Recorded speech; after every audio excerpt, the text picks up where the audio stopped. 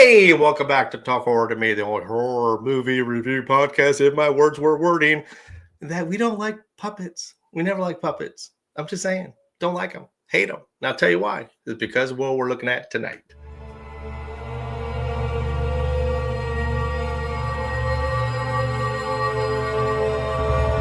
Tonight, we review Separation.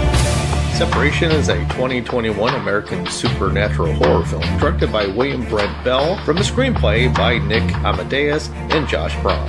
It stars Rupert Friend, Mamie Gummer, Madeline Brewer, Violet McGraw, Simon Quarterman, and Brian Cox. In Separation, after the death of her mother, a lonely young girl's grandfather sues for custody, and the puppets made by her artist father suddenly come to life.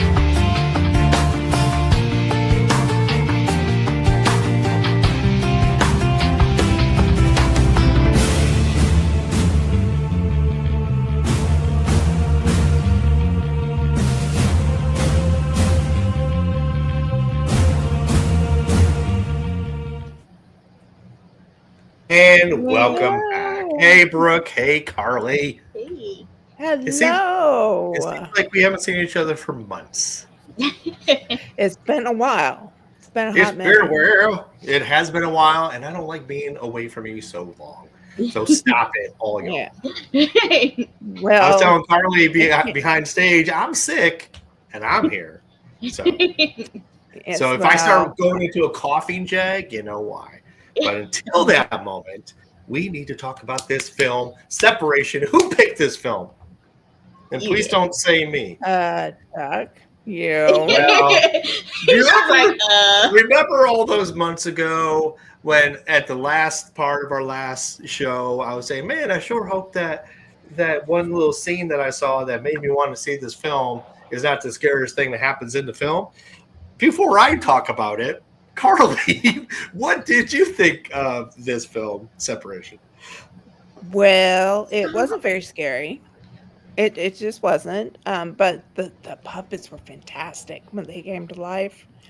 I loved the one that the contortionist. Oh my God, that was fantastic. The movie had a lot of sad themes to it, you know. And I did not see the twist coming, but I wasn't scared. I wasn't scared. No, I will agree with that. No. How about you, Brooke? Were you scared at all? No, I agree with Carly. It made me cry because at the end I realized that was her mom. So I was like, oh. So I cried. Mm-hmm. Yeah, it was a sad movie. Will you quit? Sorry, y'all. My dog is like trying to jump over. The puppets are trying to get her. We will call 911. Yeah, I agree with you. It was not scary. It was a little plodding along at times. The thing, the sizzle of that scene that I love so much that I was like, oh, I gotta see this film, was really kind of the only sizzle that I saw. Even the display of the come to life puppets were very almost nonchalant. It was like, oh look, there's a puppet standing in the corner. There was nothing like no jump scares. It just kind of was, and I didn't have any sense of dread. That's not true. I had a little sense of dread because I wanted things to work out and what are you going to do to solve the problem. But yeah, I just felt like other than the twist, which I'm not going to give away, which I thought was kind of clever, the really just as eye candy was cool, as how they showed when you were in a different kind of, I don't know, sense of reality of it, like the red skies and kind of the ash falling, very reminiscent to Silent Hill. Yes, the puppets. I haven't seen that, so we definitely gotta see that. When the puppets come to life, very much. I love the look of it, but even the look of them weren't scary. Like they didn't I wasn't dreading. They were just kind of were there as just a manifestation of the actual puppets. So with that said, yeah, I don't know. It seemed like it could have just been more of a drama than it could have been supernatural. Yeah. The when the mother was killed, that was a jump scare for me. It's the only jump scare I had because I did not see it coming. I And didn't see the hello, twist coming. Shirley. No, I didn't see the twist coming either. But That baby. everybody should go to Tubi and watch it. Well, yeah. if they Go ahead. want to go to Tubi to watch it. Yeah.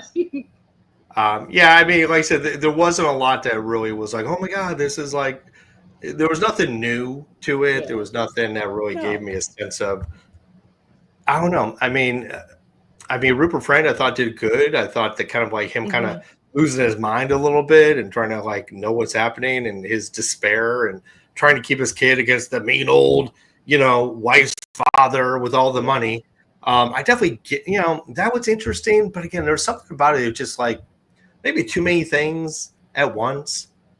Like I don't know. It was just trying to do a couple different things for me. I'm gonna sound like a terrible person. I am, What? but the daughter kind of annoyed me. That's probably why I don't have kids yet. And I'm like, baby wants to paint. Yeah, when she Well, put her hands on the wall and was like this, I was like, that little girl's bad. I think she was just going through some shit. That she happened to use spaghetti to manifest whatever that thing was. But even then, even when she did that, why was she doing that? Did she do it because she wasn't being paid attention to? Was she doing it because her mother's whispering in her ear to do it? Like, so there was a lot of like, you never find out. Yeah, so there's a lot of that it's like, all right, you did it, but are you acting up just to get the plot moving, to get more people to look at you versus the father, and the fact that the painting goes up in flames. Oh yeah. And there's just a lot of things that were just like, all right, we gotta have all these things to keep the plot flying along. But even then, it didn't seem like it was flying at all. No, it didn't fly. No. And I think that's why I needed a little more walked. I needed it tighter. Yeah. I mean, then the subplot of I'm going to write this, I'm going to illustrate this comic book that's going to be a parallel to the movie. Even that came off as very, all right, now we got this whole subplot of him working, and oh my God, but I can do the drawings from home. And I don't know. It's like, I understood how he was trying to tie it all in with his supernatural components. But even then, I was like, all right, I didn't need that deep of a secondary plot going through about, hey, I'm writing a comic book and I'm illustrating it. And these are all the pictures I'm coming up with. So, yeah, I don't know. It just kind of was a little loose and flighty in that way. Well, yeah. But, yeah, I agree. There's just, he went from being unemployed to running into this guy to lying and saying this guy was going to give him a chance, and the guy ended up giving him a chance anyway. And he ended up sounding like a bit of a dick, but then here comes the big thinker, the one that comes up with this whole idea, and then all of a sudden this guy has this great job. Yeah, it seemed a little like thrown together. It didn't run, it walked. Yeah, absolutely. And but you know what, let's stroll. But you know what, let's stop bashing this film. Okay. Let's start saying good things about it. So since Carly, you seem to be on the bash train most recently. Tell me one good thing. What was your favorite part of this film? The mom smack. That car just you're all. You know what? I always say never answer the phone or talk on the phone when you're in the middle of the street. Right. Yeah. And don't just stand there. And it just, I didn't see it coming. That's why it's my favorite. Yeah, I agree. That was actually probably the one thing that I was like, whoa! Yeah, it's like, because I didn't expect it. I almost expected him to get run over some way, because they were both like very like, and she was paying attention. That was the other thing. It wasn't like she was like not looking and just barreling out into the street. She actually looked like she was looking around at times. So it gave you the sense that she was a little more, self-aware in the moment until things befell her. But Brooke, what about you? What was your favorite part besides, people being hit over by cars? Since we're not giving away the movie, I'm going to say the end whenever she wanted her mother and father to stop arguing. She's like, oh, that's all y'all do is argue, and I want y'all to stop arguing. Like, that was my favorite part. And she was like crying, and that was my favorite part. All right. And I'm going to have to, unfortunately, I'm going to have to stick with the contortionist coming down from the cellar stairs, because that was cool. Because that was super cool. The sequence was strangely surreal and not scary, even when I saw it by itself. And it was just like, all right, where's this weird kind of, he's not like super freaking out about it and knowing it's a dream, or like he's in a dream. I was like, what? I just wish that more were more of the puppets and more of the whatever were going to be a little more, I don't know, just that kind of dreadful and just stalking and just kind of like singularly focused. And most of it for the father, we just got in his dreams and not until reality toward the end. So I don't know. I think they took a big swing when they did put their effort and money into those shots, those scenes. But I think some of it just kind of got lost with everything else. So sure. The falling sequence, I was just like, okay, is this over yet? I will say that I did get a little palpitation when the girl was out on the little, like, coming out that window and just like sitting there or being out. I'm like, are you kidding me? I was like, you wouldn't even see me like leaning out that window, let alone sitting out on that window. Yeah, no. Kids, they don't know any better. She was something else, the little girl. Well, let's talk about that, Brooke, because you said really she annoyed you. So what was it about the little girl that kind of like just set you against her? I think it's because I have low patience, and she was bad. Like, I felt like she was bad. She probably wasn't bad, but I felt like she was bad. So you're like saying, if that was my daughter, I'd be putting a spaghetti right in her face. Not all that now. Oh, okay. But she was doing the most. Because I don't remember anything else. It's been a while since I've seen the film because we've been away for so long. So I don't remember if it was just a spaghetti incident or she had done other things that were annoying. Oh, in the coffee shop. She almost knocked over was like, what the fuck? And something like that. And her mom heard her. Yeah. Actually, I thought that was kind of funny, actually. It was she almost knocked funny. over the glasses. Well, that's the thing when she was like trying to make like the earthquake or do the like I can move this without touching it. Yeah. So that I thought got a little excessive. But I blame the father, not the child. Yes. So that's all I'm saying. I think something was kind of hurtful. And then smack. And then smack, and then look what life gives us. So we start off. Mamie did good though. Mamie did good. Yes, she did. I didn't know. I forgot that was Meryl Streep's daughter. I was like, she did good. Okay, I did not even know that. Yeah, it's so I don't pay attention to legacies in this. So Nepo babies. Yeah.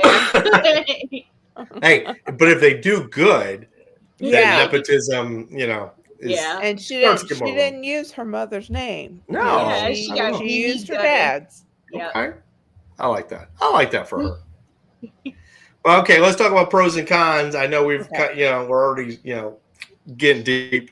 So pros and cons. I'll start just so you guys can, reassess how badly you hate that child. So pros for me, I like the idea of the film. I like the execution of some of it. I think the cinematography was really cool. It was like a lot of sepias and all those reds with the ash falling. And so you got a sense of like what the sense of reality was in different points. In that way, it was lovely to watch. So when you were watching, at least it kept your interest like cinematically. But my con is going to be they could have really tightened up this story, got rid of a lot of the fat with the secondary storylines. You could have just had him going to pitch his idea of the drawings, not get the job, then like keep working on drawings at home, trying to get the job, and then every time he'd come in, that the author or writer could just keep giving a little bit more, dole out a little bit more information about the supernatural, and that way you wouldn't have to deal with like, hey, where's my pages? You owe me a page this week. It could have been a little more like his desperation to get the job. I think would have worked better than now I'm working at an office. So I think they could have made a couple different decisions writing style wise to really like get the impact. It open. Yeah. They left it open, and I was like, why? Yeah. That's your con, that they left it open? That's not, it's basically they made it sound like there were going to be more movies, and I'm like, there's no point. Yeah. Unless you can tighten up that writing, there's no point. Yeah. But the pro was, oh man, the contortionist was fantastic. I'd like to know who they got to do that. Yeah. I think it's the same person that did one of the whites on Game of Thrones. I think. All right. He's for a lot of contortionist jobs, this guy is like the number one. I just don't remember his name. You know, when you're a kid, do you ever think to yourself, you know what? I'm going to be the number one contortionist in the world. That's what I want to be when I grow up. No. No? Okay. How about if I you? could move like that, I would. I know, right? I could barely get out of this chair, so no contortion going. How about you, Brooke? Pro con? So I did like the storyline. The storyline was good. The story. What I didn't like about it is that it wasn't horror. Like, it didn't get me scared or anything. It made me more sad than scared. So that's my con, is that it wasn't enough horror in it. Like, I didn't jump or anything. I didn't get scared. So you didn't get scared? You weren't scared at all? You didn't get scared? Okay. I might agree. I knew they had opportunity. Because we've seen really scary films that are very dramatic. Like The Omen is a very dry, plotting kind of film, especially in the 70s. Those films were always like taking themselves a little too seriously and for too long. But it had really good scare points to it that really got your juices flowing again. I think that because it almost seemed like the characters or the puppets, whatever, like they themselves weren't scary. Yeah. Like they didn't have two versions of like the kind one that the girl gets to look at, and then like the really snarly, crazy ones that the adults might get to look at. They seem to, like when there was that shot in the intro where you see Rupert Friend facing off against the I don't know who the character was, the puppet was, but it's just like the face was very, exaggerated, but really, but it wasn't like menacing. It just was a face, a mask, a masquerade mask. So I didn't get any sense of like dread between them other than the fact that they're floating in space and taking the daughter, which was kind of perilous. Yeah. I'm also trying to figure out how he fell off that house and somehow still, survived. According to the mother saved them. Oh, okay.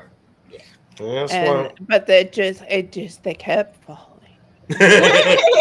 And then they kept reminiscing about the past, about them, and I'm like, "Oh, that's cute." And then they're still falling. Well, sometimes you gotta like take that slow-mo moment to say, how much can we pack flashback into this fall? Yeah, to make it all worthwhile. I think the scariest moment was the babysitter. I think she was the scariest one. She actually was. She actually was. She was diabolical. That girl. Yes. Yeah, absolutely. I mean, she had her eyes locked into that guy. Oh yeah.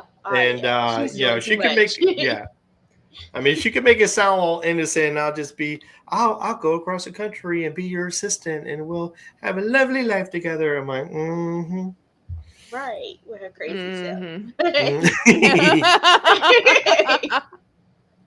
And then she was trying to kill the daughter. I'm like, that woman is insane. Yeah. So Yeah.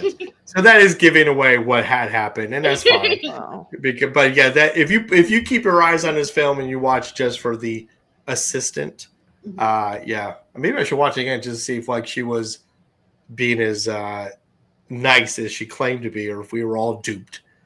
Because I like films where you see like on repeat, you see like how bad they were. Yeah, she was terrible. From the beginning, she was terrible. Oh wow! If she was terrible, then I want to know how we can rate this film. So, Brooke, since you think she's terrible, how terrible or good did you think this film was? This movie wasn't that bad. It wasn't scary, but it wasn't that bad. So I'm gonna rate it a 3.8 glasses. I guess she was holding the glass in her hand. That part. Yeah. I love how generous you are. You are very generous. We appreciate that, by the way. Ms. Carly, what would you rate? I'm going to go a little bit lower. I mean, I like the contortionist, like the schmack. But I'm going to give it a 3.5 melted paintings. I mean, it was on fire, so you know. It just the way his face melted. Yeah, that was just under like, goopy. oh. Like, yeah, that was kind of cool. That was kind of cool. I thought if it was just like like, what am I trying to think? What is the word I'm trying to foreshadowing? If it was foreshadowing, that would have been something. I actually thought it was going to be. I thought that there was going to be maybe the house would blow up, or maybe he would get caught and singed, or in some way like that would be kind of like what befell him. I'm going to go even lower because dang. I mean, I can find lovely things about this film, but that one scene completely set me up for failure. Because I really thought it was going to be a lot of that. So I'm going to give it 2.75. Yes, you heard me right. 2.75. Only because, similar to what Brooke said, it's not scary. That it's kind of plods along. It really doesn't get to the point.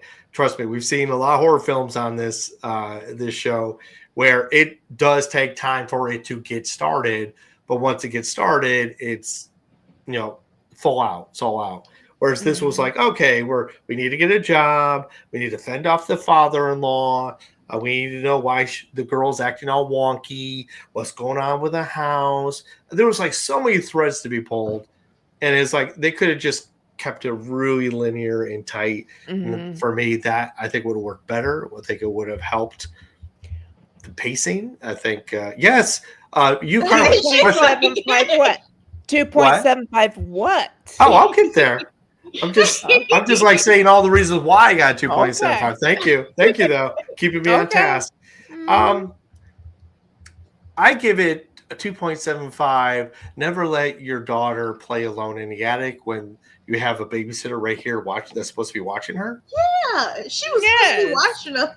I was like, where the hell is she at? She's sitting up there flirting with the husband. And there you go. We should have known from day one, the opening scene, that assistant / babysitter was up to no good. We should have known that she cared nothing for that little girl. Man. Yeah. Bullshit. Yeah, well, he was like, well, she's not crying. Well, you know what? Hey, I've done that where I've heard like, the dog yelp or something where I'm like, you just stop and like, well, I don't hear anything else. This should be okay. Hey, trust me, that is a tactic. It's like, he's like, we hear follow-up noise.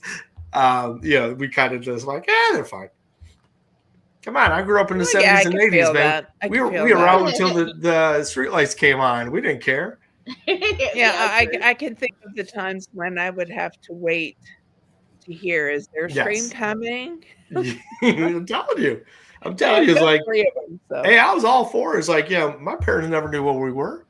My parents just said, as long as you're home by the time the lights come on and street lamps, then you won't get grounded. So I got in trouble all the time. I was on after the street lights came on. See, Brooke, this is really indicative of like you seem to have this thing about kids having no patience. I wonder how much patience your parents have for you. Oh, my mom didn't. I was bad. and now she's getting you back. And that's okay. All right. So with that, sorry, separation. You had your chance. You blew it. No moss for you.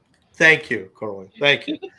So what is next? I have my list, but I don't know if it's still accurate. I believe, Brooke, you're next. Yeah. Cure for Wellness. Cure for Wellness. Yes. And it won't be next week. It will not. Because I'm moving. Yeah, we're going to move her from the bottom to the side square. Uh-huh. So we have to redo the whole thing for it. Yeah. But we hope you have a great move. I will tell you, Brooke, I watched the film. It is also a very long film. I'm just letting you know, it's a very long film. So be prepared. Be prepared. How long is it? I don't remember, but it felt like forever. It's like 2 hours and something. Okay. It's not scary to me. It's not scary. No, it's not scary either. Do not go in thinking it's going to be scary. It's more It's more suspenseful. Sci-fi. Yeah. It's more suspenseful. Okay. I'll have to see when I look at the notes how they determine, like its genre. But it's definitely kind of like in between a lot of things. But it has my girl in it, so. Oh, who's your girl? Shoot. Oh, you made me forget. Mia Goth? Yes, Mia Goth. Mia Goth is in it in one of her pre-X roles. Yeah. So, it's actually, I didn't realize she was in it until she popped up. Yeah. So that was cool. Apologies. So, do I have any last thing to say about Separation? I would not have seen it in the theater. I would have been very mad. Seeing that trailer with all the cool things. I'm just that way. Don't give me a trailer that gives me all the sizzle and then I'm left with the rest. I think it was a good attempt. Rupert Friend was a producer on this as well as the protagonist. I think he did a great job trying to get something going. I just think there was a lot of ideas that could have been honed back to make it just tighter for an audience to sit with. Otherwise, I mean, again, cinematography good. The puppet creation, whoever did those, did a great job. Contortionist, amazing. It did have a nice twist at the end. But yeah, overall, I would have definitely given it a pass unless you're a completist. So that's my take on it. But with that, Brooke's like, yeah, pretty much. She warned me. If you remember, if you roll back the tape from last time, Brooke was like, because I asked if that was the best scene, and she was like, not committal. She knew. She knew. You'd watched it before? Yeah, she had watched it before. So she knew what was up, and she knew that I was walking straight into it. So thanks for that. But with that, my lovelies, as we wind down, Carly, have an amazing, positive experience next week. We root for you, root. And I know everything's going to go well. And so we will see everybody here back in 2 weeks, unless something else happens. But as far as we know, 2 weeks. So, Brooke, bye. Love to you. Bye. And Carly, be amazing. And to all of our audience that sticks with us for thick and thin, just remember, we're always here to scare you later. Bye.